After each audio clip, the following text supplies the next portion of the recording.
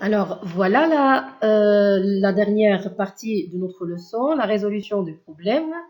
Et on a déjà écrit cette partie, juste on va encore l'expliquer. Résolution de problème. Pour résoudre un problème à l'aide d'une équation, on doit suivre les étapes suivantes. C'est bien. Alors, les 4 étapes suivantes, ils sont très nécessaires pour résoudre un problème. Bien. On commence par la première étape, c'est le choix de l'inconnu.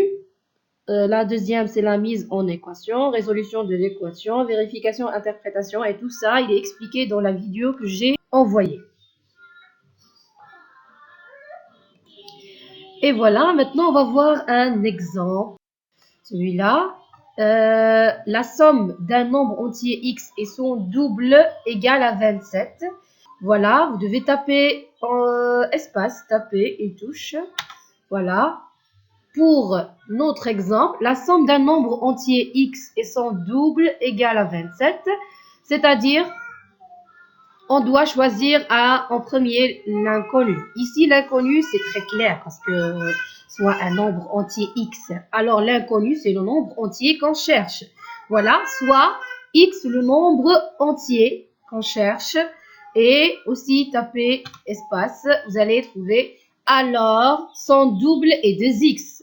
Tant que son double, c'est-à-dire le nombre, il est multiplié par 2, c'est-à-dire 2x. C'est bien? Maintenant, on passe à la deuxième étape, c'est l'étape de la mise en équation. Voilà. Comment j'ai pu écrire cette équation? C'est en se basant sur l'énoncé. Parce que dans l'énoncé, il y a la phrase « la somme ». Au premier, alors, il y a l'addition. La somme d'un nombre et son double. Voilà. Si le nombre est x, son double est 2x. Alors, la somme de x et 2x égale bien sûr à 27. Tapez encore voilà, espace.